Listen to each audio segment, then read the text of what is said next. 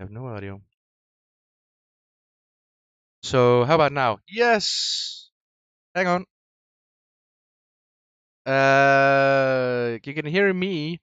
Can you hear the rest of them? Guys, say hi.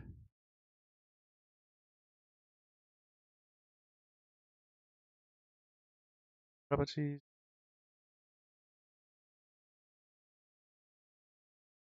We have audio, apparently. Now we have audio. Now we have audio.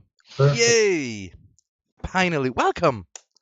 To this episode of Geekend, where we're going to talk about board games, and this is a historic Geekend because for the first time ever, there are no British guys involved. So Brexit. That's a good start. Yes. First of all, we have my Italian friend who is here because he loves board games as much as I do, and he have in Chesterfield a board game shop called the Geek Headquarters. It's Wochinimen. Wochinimen, say hi. Hello. Hello. Hello, guys. And then we have ShrewdViking, who is another Dane and who also love board games and who taught me anything I know about board games. Basically, got my love back from board games. It's ShrewdViking. Hello. I said we're going to talk about board games today, and hang on. I have made it such a great mistake to actually get on my phone what I'm about to say, so it's not very big. My first board games was Hero Quest and a game called Formula One. Two games that could not be more apart. You tried, and but I still love them because the social aspect of it, the social tendencies of it. Board games come in different varieties. They could take hours and days. It could take minutes and maybe less.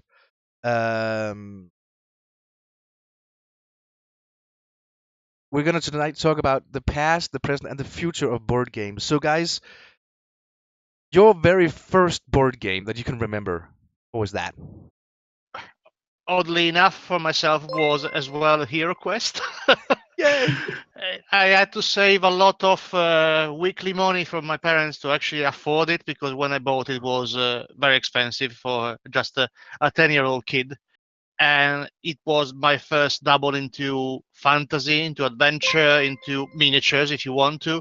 And it was something that I played endlessly with my friends and with my brother a long time ago. Again, the social aspect. What about you, Shrewd? I think the first board game I can remember playing myself would probably, well, beyond the basic board games, of course, would probably be something along the line of Matador or Monopoly. Version of Monopoly. Yeah, Monopoly. That's probably the first thing I remember. Yes, Monopoly, the game that divides family, that kills friendships. Yeah. Well, yes. Kinda. Yes. And make brothers chasing each other around the room.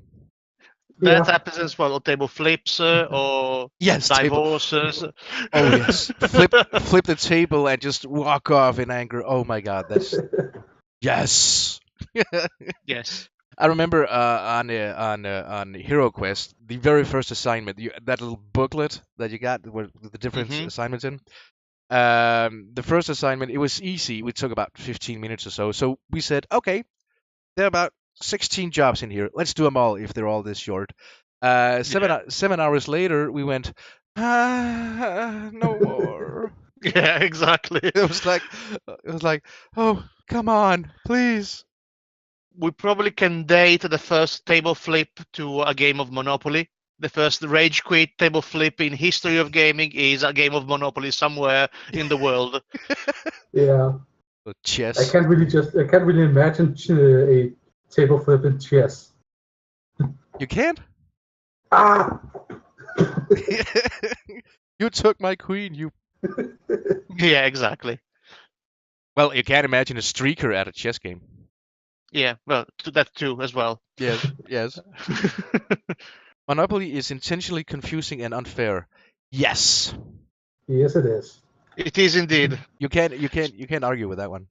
Also, Professor, according to the family you play with or the friends you play, there are always different rules about on how to acquire property, on how to make people pay, and such and such. So it is not confusing, but it is also custom-made rules always happen. Yeah, Yeah, you can't and get a it's hotel in not the really a Smith good houses. game. You can't really call it a good game when it's teaching younglings that the safest place to be is in prison. Yes. Oh my god. Katie says Triple Pursuit is probably the best board game for me, if you can call it that. Well, it is a board game. You play it on a board, so yes, it is a board game. Yeah. It is a Uh, board game. I love all the different versions, the feature of all these different franchises. Thank you, Katie. That actually brings me on to my next question. When you think about board games, yes, as Katie says, there are different varieties of Triple Pursuit. Me personally, I have the 80s version, I have the difficult version, I have Disney version, I have the normal version, and I almost got the Harry Potter version of Triple Pursuit. If you can't imagine that with Monopoly. Yeah. You can't imagine. There are all these games that are special in lines of quizzes, then in lines of like we talked about earlier. Warhammer now comes up with Warhammer Underground, and but um, is there a limit to board games in that sense? I don't really think there is because the board games are practically tied to franchises as well. Whenever a new franchise arrives, practically every one of the old type of games, the classic, if you will get a new version tailored to that new That's franchise. true. In Lord of the Rings, Risk, yes, or something like that. a couple of years ago, I think that the royalties for Call of Cthulhu and all the Lovecraft mythos has become free for all. So every single board game producer has produced a Cthulhu expansion. There is literally, I think, 30 or 40 different new titles rebranded as let's do a version with Call of Cthulhu because now it's royalty free. Everybody can produce whatever they want with the license now. I Yes. need to try Cthulhu Monopoly just to say I now own the Nightmare Woods. Yeah. Wow. Wow. Uh, oh my god. I love the tin case, the Disney Triple Pursuit. Yes. Yeah. Yes, that tin case. That tin case. Yes. Professor says Monopoly was conceived as a satire of capitalism. That's actually true. That is Absolutely. weird enough. That's true. I mean, we have, but almost all games was conceived as a satire. Formula One, the board game back in the came out in '83, I think. It was Yeah. also based on because the satire of Formula One. Yeah.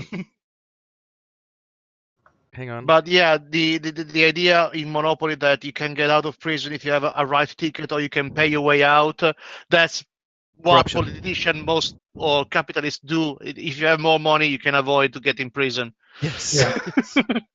That's basically what it is. Yes. Okay, I got another question for you. I have a beautiful fiance. Uh, 3 years ago, for the first time ever, she walked into a game shop, like Geek headquarters we have here in Copenhagen called Barrow Cigars, and three floors filled with anything a board gamer loves. So we stayed in there for about 45 minutes, and when she came out, she she says, "This is a whole new world. I did not even know this world existed. This is brand new to me." So I asked her, well, where do you usually buy your board games? Well, at a toy store, for instance. Okay, okay. Yeah. That got me thinking. Should we? Uh, and I'm mostly talking to you here, Wachi. Should you, as a board games seller, be better to advertise for your games? I mean, 5 years ago, you could not see an ad break here in Denmark without the different board game on, but Yes. we don't normally see that anymore. Are we, as gamers, as nerds, as geeks, too bad to not advertise to the world? Hey, come in and see us. We are not. I Yeah, that's a very good question. I think that there is still an inherited concept about being a geek. Is always the guy with the glasses with the scotch tape on the middle, and he's always the one that lives in a basement, doesn't have contact with the opposite sex, and other type of those stereotypes that always are present in our culture. And being a geek now in general is starting slowly by all the endorsement of the celebrities, all the people that, oh, by the way, I play Dungeons and Dragons. Oh, by the way, I play this game. And now that is now more renowned, more into the public world of the VIP, people are starting to think maybe it's not just a sector that is the strand of the society and is in the corner of society. Nobody wants to talk about it because they are our dark side. But I can understand why you don't see them a lot as of yet. It's still, we are trying to make our break into the real world from our basements. It's slowly being accepted as part of the mainstream. Exactly. Yeah, because you don't see. I've seen a lot of people going on dates playing games. I've seen a lot of people just having a family night where they play games, board games. I see. I've actually been to parties where you got drunk, you start to play board games. I mean, so Yeah. why we are considered geeks just because we, the negative term geek, just because we play games that are well, you have to be a little bit more intelligent than just play Ludo or chess to be able to play. I mean, it's Yeah, kind of that's absolutely. I mean, the complexity of some of the games that require you to sit through a session of a couple of hours just to learn how to place the board on properly on the table. Those are the games that, of course, are not for everybody that has no patience, for example. That you can't do that.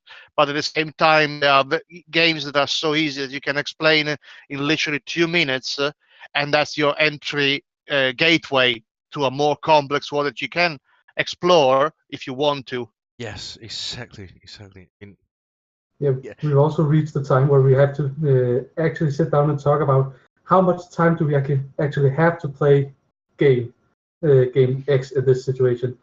I mean, do we have an hour? Then we should probably take a smaller game.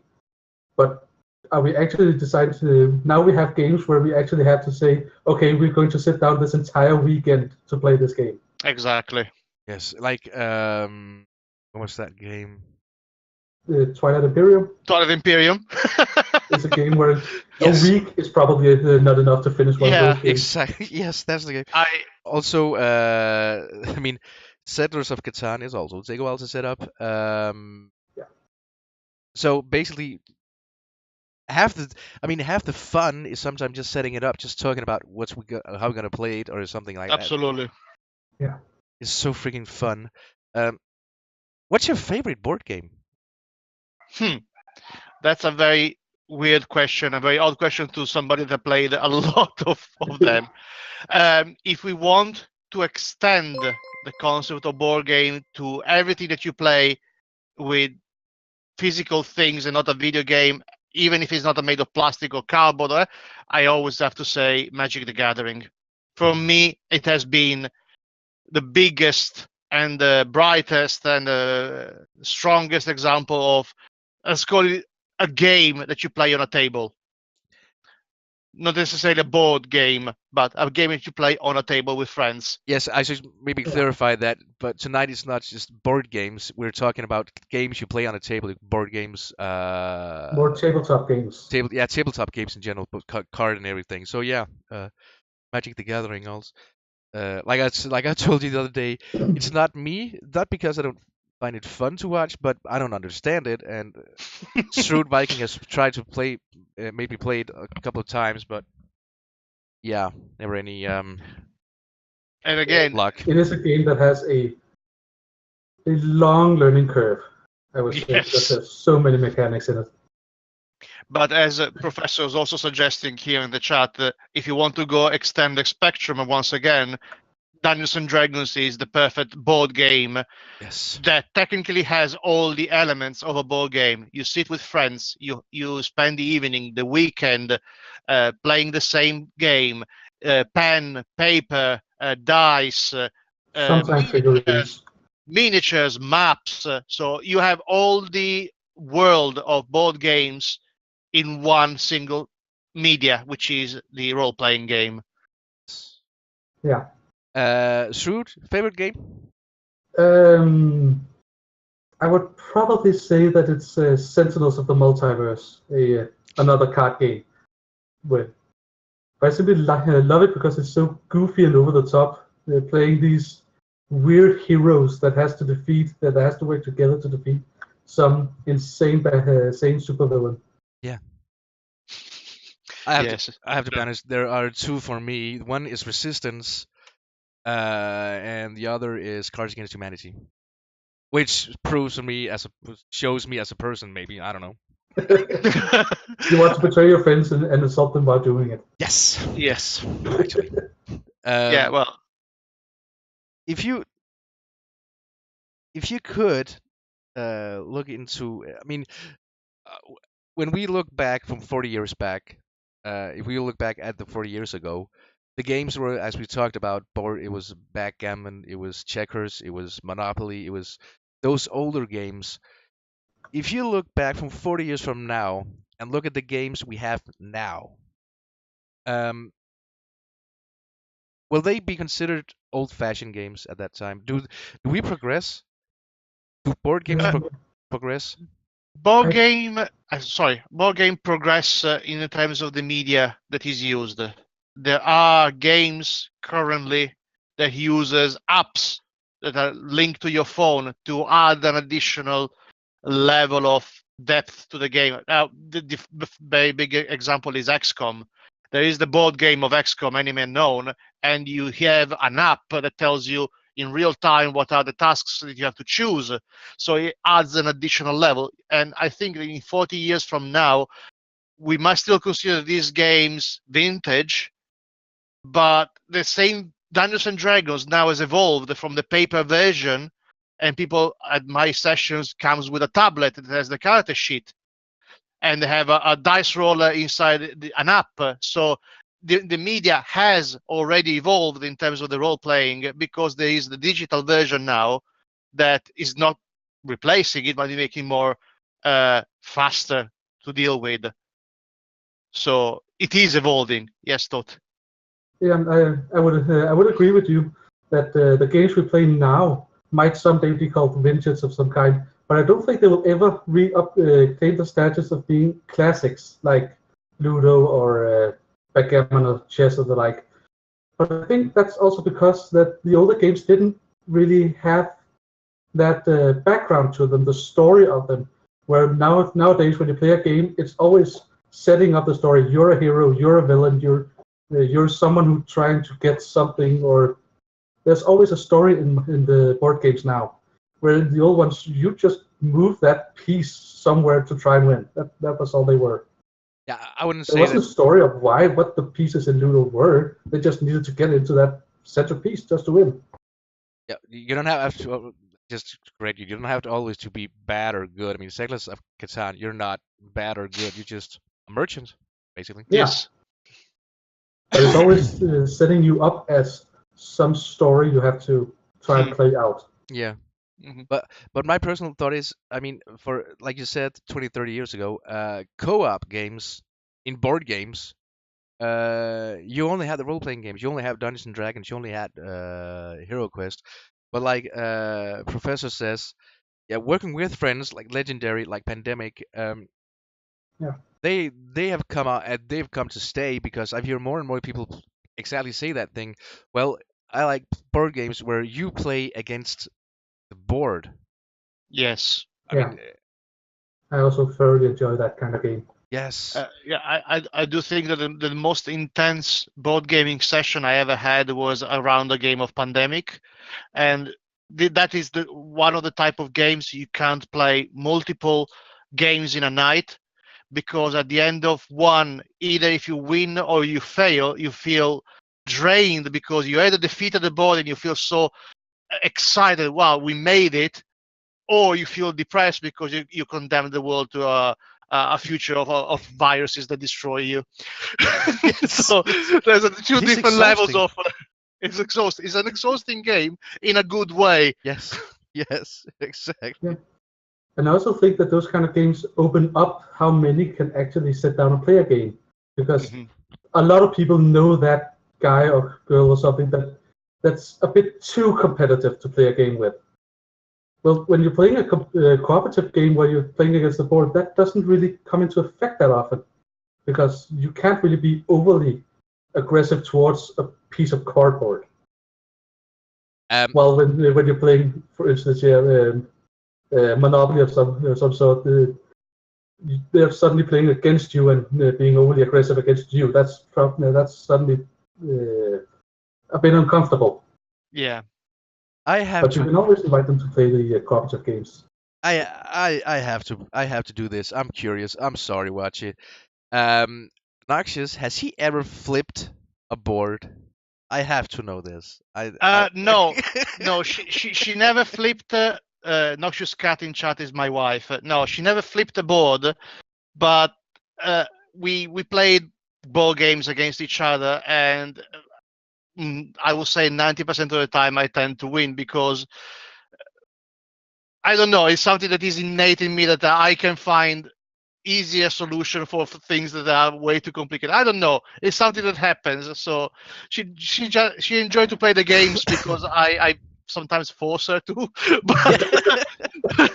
but that's how we are. Yes. Yeah. Well, I have to be honest. I did once imaginative flipped a board game, and it was some know, some doesn't know. ShrewdViking is my baby brother. So there you have it. We once played. I can't remember what it was, but we were sitting on his bedroom floor and we was playing this. And me being the older, who actually was the child at that time, took the board and tried to flip it, but instead of flipping it, I actually shot one of the pieces up in my eye, and I couldn't see for 2 days. So yeah. Flipping boards can be dangerous. Don't do it. Yeah. Especially if there are a lot of spiky bits on top of it. Oh yes. Oh yes. Like the 20-sided dice. No, not the. Yeah, the 20-sided. Four-sided is a spiky one. The 4-sided ones. Yes. Yeah, there's a mythos that says that now there is something that is more dangerous than stepping onto a Lego is stepping on a 4-sided dice. Because they always land with a top up. Somehow. Somehow. We call it physics. Legendary.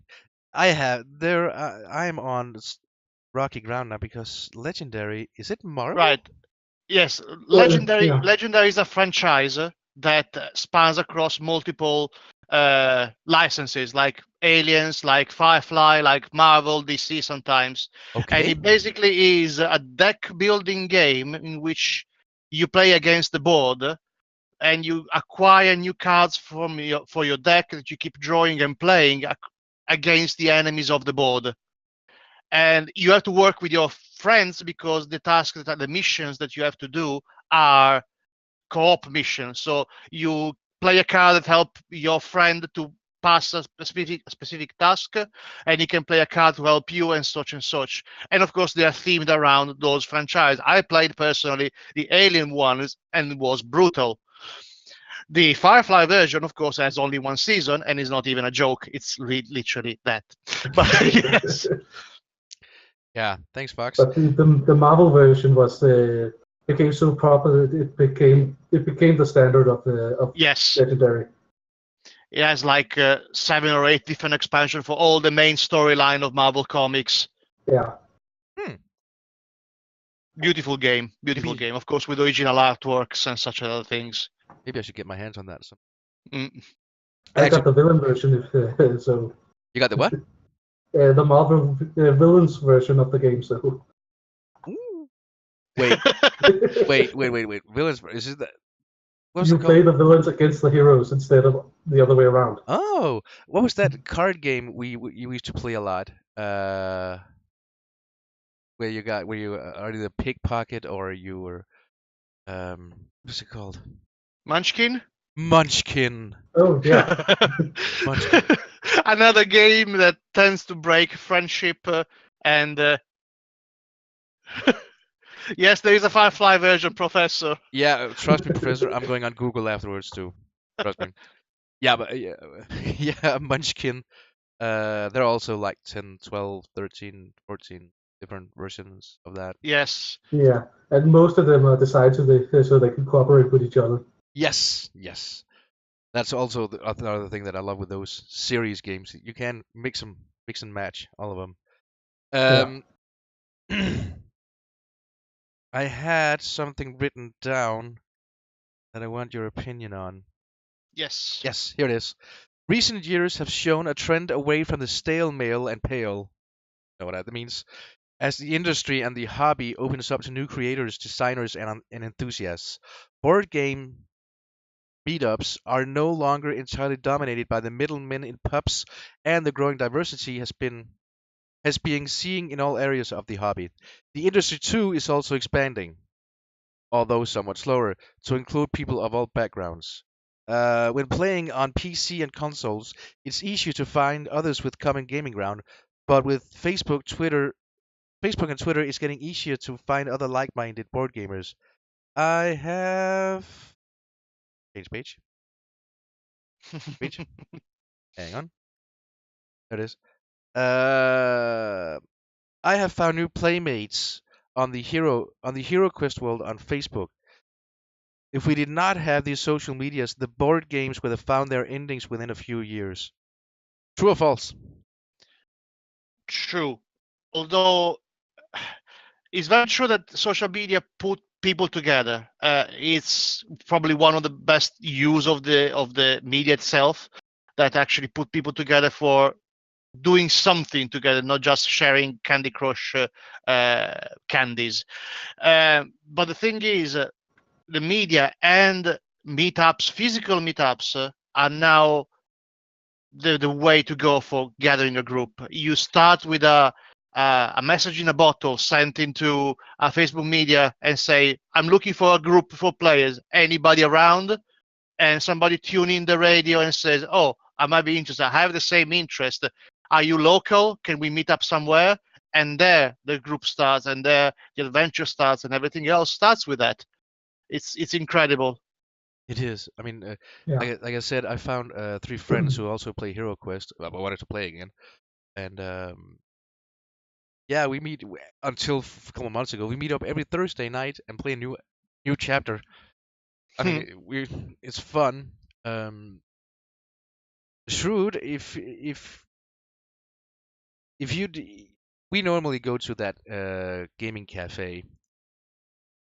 Do you Yeah, meet others in there and play with others besides the one you come with? not normally, no, but I have been looking in. I found an app that literally says where people could put up messages. I would like to play this, and you can literally say, I don't want messages from people that are more than 20 miles away or 50 miles away. So you can tailor it to how far you want to travel to play games.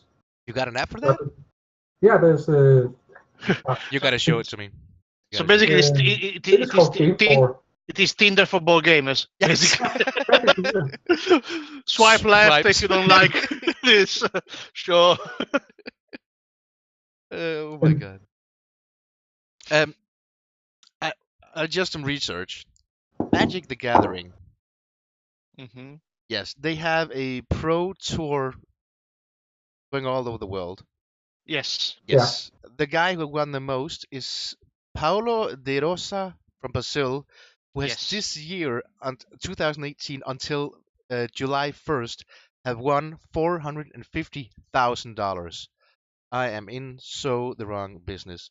Backgammon and chess are also officially known as sports. Warhammer is there's a tournament coming up in Coventry Yes. in September or October. I don't remember. Yes. A huge one with, as far as I can read now, on 3,000 spectators coming on. Yeah, I don't know. Yeah. That is huge. Yeah, it Yeah. is huge. Again, But the thing is, people see it's more acceptable that a world championship of Overwatch is something that now everybody watches and people win real money. Magic the Gathering did prizes for gaming way before there was any esports around. In fact, if without Magic the Gathering, we won't have World Championship of Hearthstone because the game wouldn't exist. true. Magic the Gathering Yeah. is the granddad of all card games ever created and is the granddad of all the professional gaming tournaments of all medias. Yeah. And speaking of Hearthstone, sad news for Denmark. The two guys who were supposed to participate couldn't find the sponsors to help them go to Oh, that's a sad thing. yes, go Yeah. to Las Vegas. So they've withdrawn from the contest.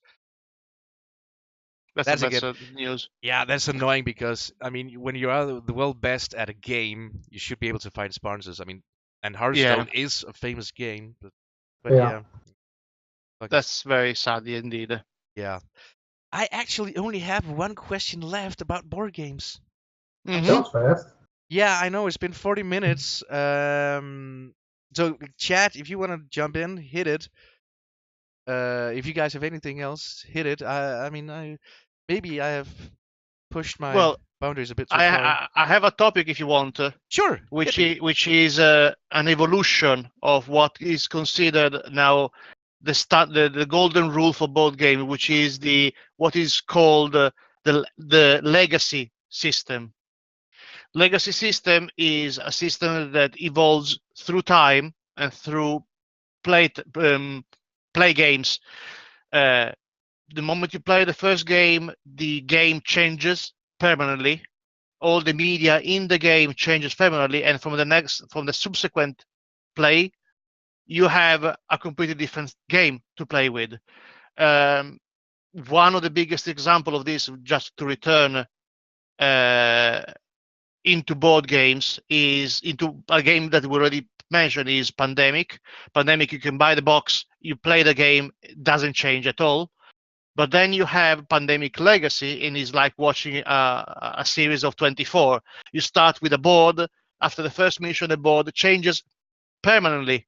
You can't redo the first game ever. The board, you apply stickers, you write on the board, you have to tear apart cards, you have secret boxes you have to only open at specific times. And that golden rule has started now to spread across the spectrum of a board game with games like Gloomhaven and so on. So this has become, if you want to have a successful board game, do the legacy system, because that will keep the players hooked over 3-4 months playing uninterruptedly. Cool. Yeah, I'm personally fearful for the future of that kind of game, because what if there's a game you really truly enjoy and you keep up with, but it just dies out at some point, and Well, then you're sitting there with a game you paid for and you can't start over. Well, the example I keep giving is a game like Pandemic Legacy Season 1 cost £65, and it offers a minimum of 12 sessions. So if you do the tally, it is a $5 per session. How much it costs to go to a cinema? Well, For an experience that lasts 2 hours, and then when it's past, which is basically playing one session of Pandemic, is basically the same. You just anticipate all the season in one go, and then you just play how many times you want. So what you That's always yeah. So what you're talking about is like PC games tail, get different episodes and just put into board games, and you go down to for example, Geek Headquarters one each month and get a new continuation of the game. Yes. When I played Pandemic Season 1, I played every 3 weeks with my group in the shop, one session at a time. So if you count up how many weeks it took us to finish the game, that's how much is your investment in time and money at that point. Cool. That would be fun, actually. Yeah, there's a question from Professor. What got you all into board games? Watch you first. Well, I was a very shy kid. I had very little friends, and one of my friends had this fantastic board game, which was Hero Quest, and we started to play because there was nothing else for us to go around. I grew up in a big city like Milan. There's not much you can do outside if you live in an apartment. So we closed into our apartments and we started to play board games. That's basically what was my life since I was 10 years old. I'm 38 now, so you can understand how long it took me. What about you, Geek? Me? Well, actually, I would like to hear Shrewd first because there's a little. Yeah, well, I've always played games with my family, but it was more like yeah, on off, just having fun because well, we were together. But what got me truly into the whole idea of literally making time in my schedule to play games was I as well was very shy when I was young, so I was practically forced into a club, a socializing club by my parents, where one of the I think actually was the first day I arrived, said hello to everybody, walked around to find something to do, and walked into a room where there was 4 kids my age sitting and playing Dungeons and Dragons, and said, "Hey, pull up a chair, come and play." And since then, I've been playing all types of games. And the reason why I said him first is because actually, when he started there, a couple of his friends came home and they were sitting in his room. Okay, and they were 12, 13, 12. I can't remember. Yeah, 14, I think. yeah. And I was like, "What?" Because I can hear 3 boys laughing and sometimes muttering and then laughing. And as the older brother, I got curious and said, "What the going on in there?" So I went in and I see these guys sitting on the floor playing a board game. So I got sucked in like that. So yeah, and then when Christmas came and I got Hero Quest, I was sold. I was sold immediately. So yeah, that's how I got into board games. And also the I have to say that my interest for board games started again after watching YouTube because it went out for a few years. And I watched this YouTube channel called yeah, Geekend, and they played tabletop games. And Yes. yes, Will with Wheaton. Will Wheaton, yes, oh Yeah. yes, and he was, and it was the first one I actually saw was help me out here, Pandemic, Mm, and yes. it sucked me right in, and then Resistance with the girl from Warehouse 12, Oh, yes. I remember that episode. Yes. yes, so it brought me back right back into the old times with playing board games. So yeah, so 2 times actually, I was sucked in to the board gaming world. Um, yeah, come on. But there is an interesting another topic of board games in general.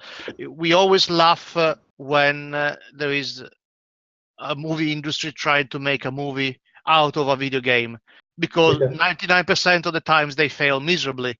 Yes. But when there is a board game industry taking the step of making a board game out of a video game, that most of the time succeed in splendid colors. The example is, as I said earlier, XCOM. But there is also another example, which is probably one of my favorite, even though you can't play this game for a long time, which is This War of Mine. Yeah. The video game of This War of Mine is one of the most depressing and yet beautiful video game I ever played. The board game is truly the 100% representation of the board game, and yet you can't play that game more than a couple of hours because the amount of internal dread that you get from playing this type of games is so intense that you have to step out for a second and say, okay, let's calm down a little bit. Let's have a fresh air outside and then And then do back something in, else. and then back in. Yeah, I know that. I know. Funny enough, I know that feeling. I Yeah. didn't, but I did not know that this one of mine had a board game. Another Yes. thing to Google. Yes. Yeah. There's a lot of interesting board game that either they come from the video game and then they become a board game, or they do vice versa. Yeah, The, yeah. the I vice think versa, the vice versa example is Terraforming Mars. Yes, I yes. really need to try that at some point. I've seen it all around. That gives me a question. Like you said, Yes. it's mentally draining. Hmm. I know that when I've been playing with ShrewdViking and we've been playing some role-playing games, tabletop, we always get in emotionally into the game. Hmm. Like for instance, when he was GM and he took 600 gold coins from me, I actually felt pissed at him personally in real life. I mean, you don't see yes, you see that often also in computer games, but we also see it a lot. People don't know this, but we see it a lot also on board games that we actually get emotionally involved. We do get that feeling of he took my money. Yeah. But that's when you know that whoever you're playing with is doing the right way of playing the game. Yes, If you yes, feel that attachment, if you feel that emotionally involved into your character, into the whatever you're playing, that's when you know that both parties, you and your DM or whoever is running the game, has done the perfect job. yes. And may I just quick? I know he's my baby brother and such, but he is an awesome GM. He really knows That's how cool. when to push I, your buttons and when to tweak your the other buttons. And I That's mean, very it's cool. yes, it is. Yes, it is. And that's also something that um, when you play when you play a game on a board game, it could be anything from chess and onwards. You do get involved. You do get that sense of touch. You can't Hmm. help it. You can't help it. I mean, it's Yeah, what I love about both board games. negative and positively. Yes, I mean, yes, I've had the giggles a lot of times playing different games just because something stupid just started happening. But yes, if you want, if we want to connect to the start of the Geekend Monopoly, you get really involved when somebody steal your property or make you pay £1 million for staying one night. You get pissed off because it's the purpose of the game to make you pissed off of the injustice of the system, the capitalism is wrong, or whatever other things. Because then you realize that yes, it is a family game, but as a family game, it creates such an involvement into the story that this game is narrating to you, in which your father is stealing all your hotels and nobody's stopping on your houses. And why me? Why am I always able to be the one in prison? Why can't I find that car that makes me out of prison? yes. So Yeah. That, it's Why you do can I pay bill after bill after bill, and he keeps landing on it and taking the money? yes, exactly. exactly that is. I mean, it's so freaking awesome. Um, do you guys have anything else? I don't know if there's anybody else in chat that wants to ask anything. Maybe give a Because couple of minutes Mm, there. if there isn't, I have a few more things to announce, but I also have a little thing. Okay, Uh, well, I think you can probably. If there is a question, I will reply on okay. direct chat, so you Uh, can go on. I want to tell you a little story. Um, I once lived far away from my daughter, uh, and and that was until she was 11 years old. When she turned 11, she actually called me one day and said, "Dad, won't you come over here and live with me again, not far from me, because I want to see you more often." And yeah, sure, I would love to. So I moved. I'm living currently 30 kilometers from her, and we were strangers at the time when we connected again. But what got us together was actually board games. We played Go Fish. We played Ludo. We played Rummy. We played yeah. We board gamed connected uh, in order to because when we played we talked. So how was school? So how are you? What's your favorite stuff at school? Because I actually didn't know those things at the time, but that was what connected us also. It was, and to this day, actually, I just sent her home today. Yesterday, we actually sat down and played Go Fish. A 15-year-old girl and her dad. I mean, that's what board games can do. That's what games, tabletop games, can do. Also, I mean, it's the most. Board games can be the most annoying thing in the world. It could be the best thing in the world. It could be that thing where Monopoly again. You look into the eyes of your friend and goes, "I just took all your fucking hotel." It's it's the part where you in pandemic beat that piece of shit of a board and say, "Hell yes, we did it," and high fives. It's it's the social of it that I love so much. Yeah. Yes, It's yes, the indeed. bonding. There's always those things you will never ever know about your friends or family until you play a board game with them. Exactly. A lot of people say couples who try out their relationship go to IKEA. No, couples who No, want to try out their relationships play board game. play Yeah. Monopoly or Diplomacy. Yes, yes, Monopoly, Monopoly, and If you then survive a game like that, then you're bound to be staying with that person for the rest of your life. yes, and never ever ever have a divorce attorney's lawyer next to the board game. Hmm. Mm, We, no. we we read all the rules until the last word Yes. to find a way to cheat our way into the game. So that was fun. That was fun. Indeed, Yeah. it was. So the announcements. Featured member is not coming out tonight. Do we have? We don't have. No, we don't have the featured member coming out tonight. But what we do have is a stream team, ladies and gentlemen. We have got a stream team on BNN, and the lucky members already know. And if you've been on BNN site, you also know who's lucky members. The lucky members are Lola Sunnybutter, Twisty Shape, Happy Feet, Wochinimen, congrats, good Witchy, Thank Pork you. Chop, Weird One, Guy, and Katie 120. And these are the ones that currently are. If you are gonna be on the stream team, you have to be more active on BNN Discord, BNN chat, BNN what you call it. Like we say, we love to help, but we also love being helped. And if you are new in here and you don't know what BNN is, where have we been? BNN is a British nerd network, not only for British people, but for people all around the world who are nerds, and we love to stay together. And if you want more info, go to bnn.com. I think it is. I'm not sure.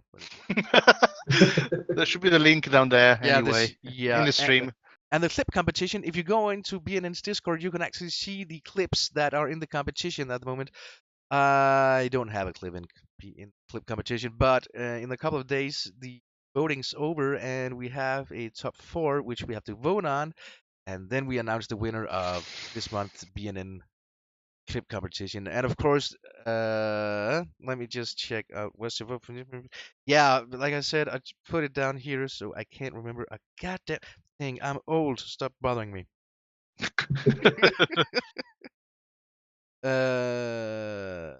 Yes. So, when and what are you playing next? I will be playing, I think, in a half an hour. Gonna go be live with some World of Warcraft, playing with my wife. Cool. Just a relaxed stream to just end up and try to not overheat ourselves with this weather. Yeah. Cool. Fruit. Oh, sorry. Fruit. Yeah. I just changed my name on everything, so it's been a bit confusing. So that's why he's been calling me that. Yeah. Maybe we should explain. Yeah, maybe we should explain. His former name was THOOTT. Thoot. Yeah. And some moron actually changed that name into something completely different, so he has to change his whole name again. So before you start changing a word you might think does not exist into something you think is funny, don't. That's just my personal opinion. Yeah. Yeah. Mine as well.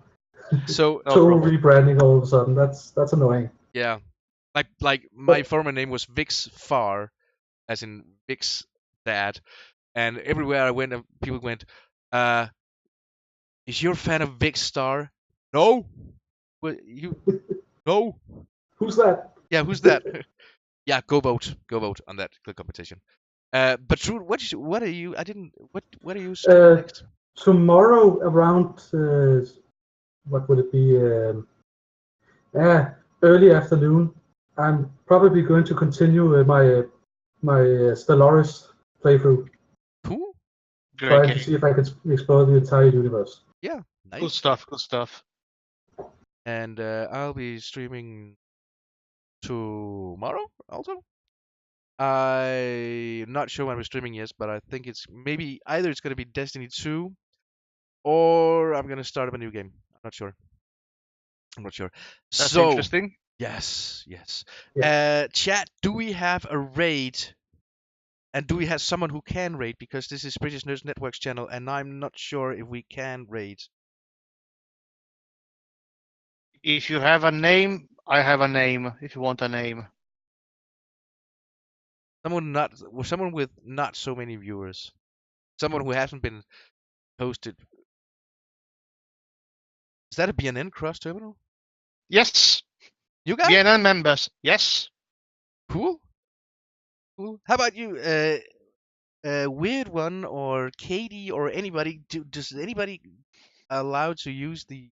Is there anybody who's mods in here? That's what I'm trying to ask. I mean, I think the only mod currently live in the now is the BNN. If it yeah, is live. and I don't think he is. Hmm.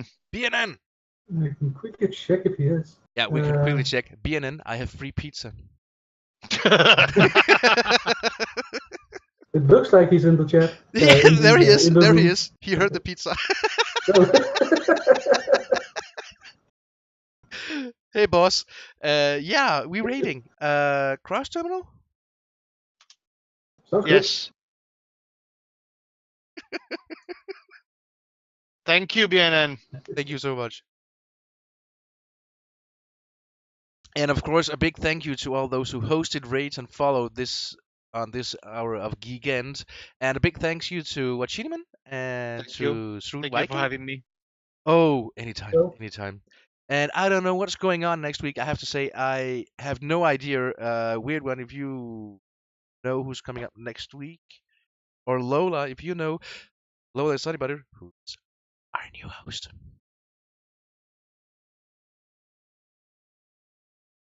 Sure. Yeah, we should be waiting I now. think we're in the raid. Yes. Yeah. Yes.